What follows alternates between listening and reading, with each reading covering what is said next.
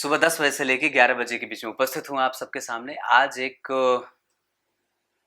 आपको बड़ी अच्छी बात बताता हूँ, बड़ी अच्छी बात कहानी के माध्यम से कि एक परिवार जिसमें 4 सदस्य, माता जो है वो थोड़ी मॉडर्न है, पिता भी मॉडर्न हो गए हैं, अत्याधुनिक हो गए हैं, और एक बेटा है। पिताजी जो है वो बूढ़े हो गए, वृद्ध, एकदम वृद्ध, ऐसे ऐसे हाथ कांप रहे हैं, जिसके कांप रहे हैं, और इतने वृद्ध की अपने आंखों की कीचड़ भी साफ ना कर सके। अब आप उसकी कल्पना करते जाना, मैं जैसे जैसे बोल रहा हूं वैसे वैसे। इतने वृद्ध की आंखों की कीचड़ भी साफ ना रहे और आंखें बिल्कुल छोटी हैं पर वर्षों का अनुभव लेकर के बैठी है। और फिर क्या होता है? यूं कहानी शुरू होती है। कैसे? तीनों में से जो 2 हैं बड़े, जो जवान हैं, जिनको अपनी जवानी का मद है, वो अपने आप में मशगूल रहते हैं, मस्त मशगूल, पति और पत्नी। बच्चा जो है वो देख रहा होता है उनका व्यवहार अपने दादाजी के साथ। दादाजी की स्थिति कुछ ऐसी है, ये कहानी मेरे नाना जी कहते थे। दादाजी की कुछ स्थिति ऐसी है कि उनका स्थान वहां रखा गया है रहने का जहां उस घर का कुत्ता रहता है। आजकल मैंने देखा है कि लोग कुत्तों के पीछे इतने पागल हैं, भगवान मत पूछो। बाप, गाय माता को किस तरीके से आपको आपके घर से निकाल दिया गया। लंपी वायरस में किसी ने कोई कदम नहीं उठाए, हजारों गायें मर गई, और अब लोगों का ममता जो है वो कुत्तों पे आया है। आपके घर में कुत्ते प्रवेश कर गए हैं, कलयुगी प्रवास शुरू हो गया है। इसी तरीके से तो कलयुग का प्रभाव बढ़ेगा। और सबसे अच्छी बात है कि लोग उसको कहेंगे अपने अमत्व से जोड़ करके, ममत्व से जोड़ करके रख लेंगे। तो उस घर में एक कुत्ता जो उसी बूढ़े बाबा के बगल में बैठा रहता था, मतलब दोनों कुत्ते के सदृश हो गए थे, पर एक मानव था और एक जीव था जो कुत्ता था। दोनों के बीच से घर का मालिक जो बड़ा बेटा है, जो बेटा है, जो अपने पास अपने पिता को रखता है, वो प्रवेश करता है। इधर कुत्ते को जो है वो चूम लेता है और इधर का बाबू जी ठीक बाड़ा, ऐसे बोल देते, का बाबू जी ठीक बाड़ा, ऐसे, हाँ बाबू ठीक बाने। ये प्रक्रम चलता है। पिताजी को भी वही कटोरा दिया गया है जस्ते वाला जो कुत्ते को दिया गया है जस्ते का। अब जरा कल्पना करना, पिताजी को भी वही कटोरा जस्ते वाला दिया गया है, टूटा फूटा, और यहां ये लोग जो है वो कलयुगी प्रभाव में क्या खा रहे हैं? चीनी मिट्टी के बर्तन में cut cut cut cut cut की आवाज आती है।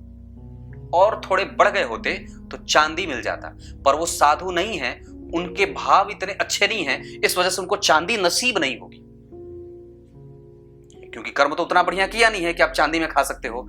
इतने कर्म खराब हैं कि आपको पत्थर में खाना पड़ेगा, आदि मानव और पुरुषों की तरह। महान जो हमारे, क्या लोग कहते हैं कि हमारे पूर्वज बानर थे। जो कहता है उसका पूर्वज बानर हो सकता है, हमारे पूर्वज बानर नहीं थे, मेरे पूर्वज बानर नहीं थे। आप क्या कहते हो? उमेद सिंह सोढ़ा जी और एस त्रिवेदी जी से मैं पूछ रहा हूं, बाकी जितने प्रबुद्ध दर्शक हैं, सुमित पाटनी जी और मेरे जितने दर्शक हैं, जितने भी लोग, आप लोग मुझे, आपके पूर्वज बानर थे तो पूंछ कहां गई आपकी? सोचो जरा, कहां गई? ये आर्किमिडीज जो था ना, उसके पूर्वज बानर होंगे। और कौन था वो, क्या नाम है उसका? न्यूटन ने बताया होगा कि पृथ्वी के पास आकर्षण शक्ति है, उसके पूर्वज बानर जरूर रहे होंगे। और कौन बानर हो सकता है? कौन एक लिखा था जिसने किताब लिखी थी, जैव विकास का प्रक्रम, क्या वो अंग्रेजी में है ना, ये मुझे याद नहीं, कि विकास का सिद्धांत, जीने के लिए मारना पड़ता है। हमारे यहां वो नहीं था, हमारे पूर्वज बानर नहीं थे। तो अब कटोरा वहां पे भी है और कटोरा यहां पे भी है।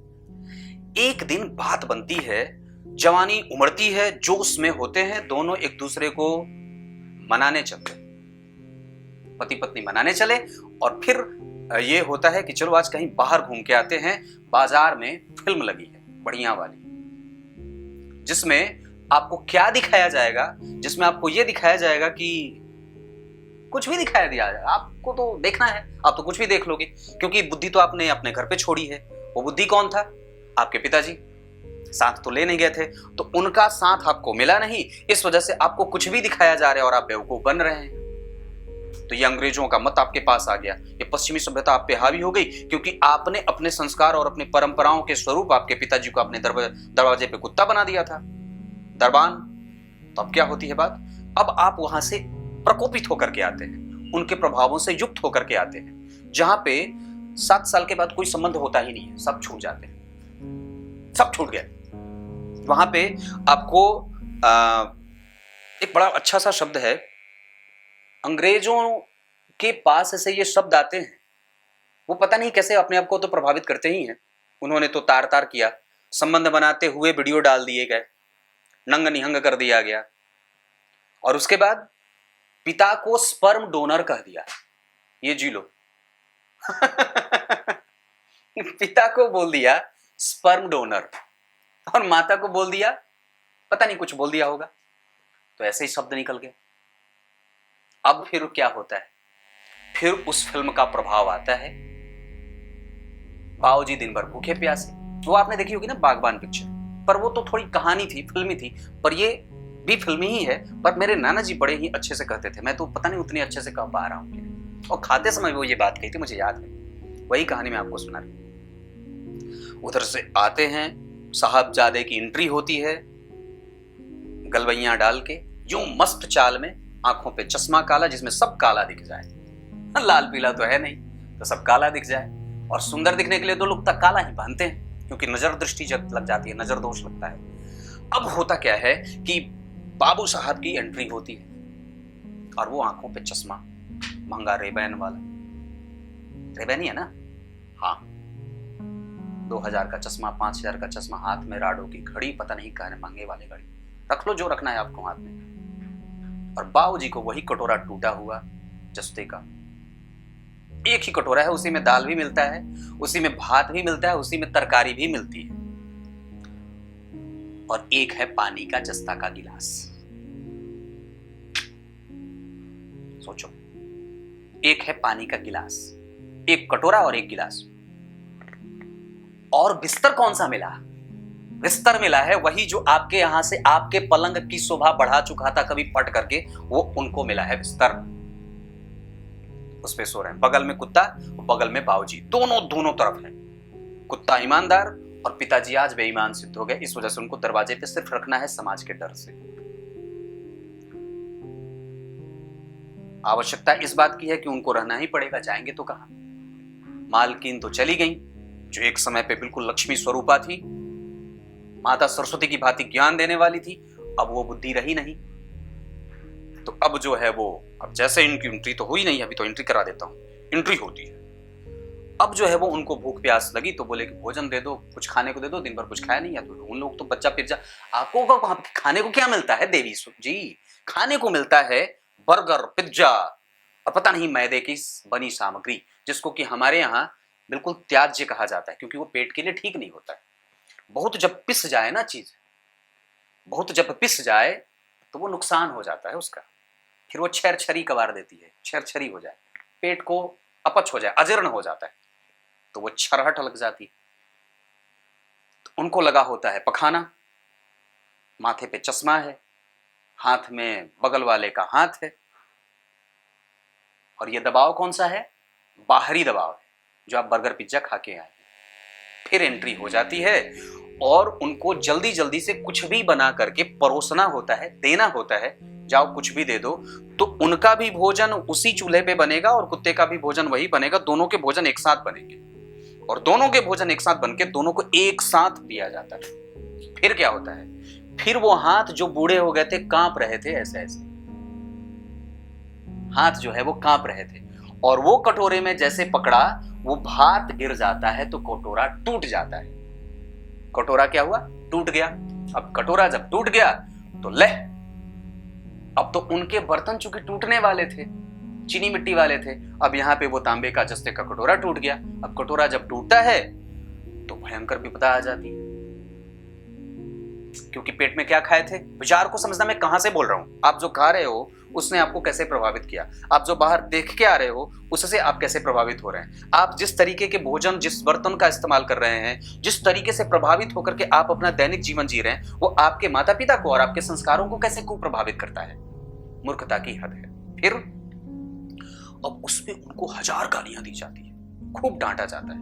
बूढ़े हो गए, सठिया गए, बुद्धि काम नहीं कर रही, क्योंकि वस्तुतः उनके पास उन्होंने गृहस्थ तो स्वीकारा था, वानप्रस्थ तो स्वीकारा नहीं था पिताजी ने, और उसके बाद वो सन्यासी तो हुए नहीं थे, तो रहना तो घर पे ही है। अब यहाँ पे पिताजी के लिए संदेश यह है कि एक अवस्था के बाद आपको गृहस्थ छोड़ना है और वानप्रस्थ और सन्यास जाना है।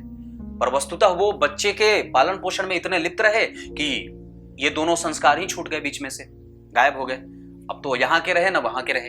तो अब जो है वो यहाँ पे होती है बात।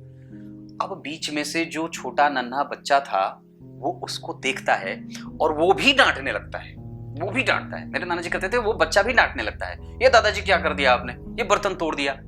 तो दादाजी बड़े होठ हिल रहे थे, उनके मोटे मोटे होठ हिल रहे थे और आंखों से आंसू भी थे, पर पुत्र के सामने तो रोए नहीं, क्योंकि वो मजबूत रहे थे जीवन भर हमेशा।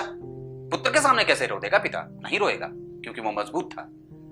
पर पोते के सामने रो बैठे और क्या कहते हैं, आह तूने भी डांट दिया, तेरे ही कारण तो कम से कम जी रहा था, क्योंकि इन लोगों के पे ऊपर तो भरोसा नहीं था मेरा, पर आज तूने डांट दी तो बात मन को बड़ी छल्ली कर दी, जो एक छिद्र बचा था वो भी खत्म हो जाएगा ऐसा लगता है।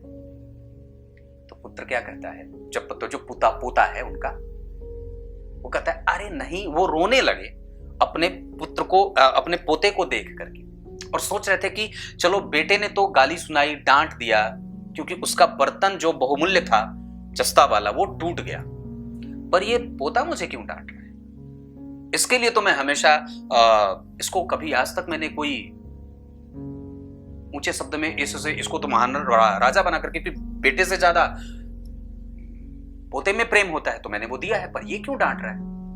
और पोता डांट करके बोलता है कि आपने बर्तन क्यों तोड़ दी, आपने बर्तन क्यों तोड़ी। तो बोला कि तुम मुझे क्यों डांट रहे हो, तुमने भी डांट दी, आज तुमने वो कसर भी पूरा कर लिया। तेरा पिता तो डांटता ही है, तेरी मां तो कभी सीधे मुंह से बात नहीं करती, आज तूने भी डांट दिया। तो पुत्र क्या बोलता है, बड़ा मन को अच्छा लगेगा, नहीं दादाजी, अब उसकी हिंदी आती है काम। उसके पास जाकर के, निकट जाकर के, बिल्कुल बाहों में भर करके, उनको गले में हाथ डाल करके, मतलब नहीं दादाजी, मैंने आपको इसलिए नहीं डांटा है कि आपने बर्तन तोड़ दिया, मैं ये सोच रहा था कि यही बर्तन बूढ़े होने पे मैं अपने पिताजी को देने वाला था, आप पहले तोड़ दिए, अब मैं उनको क्या दूंगा।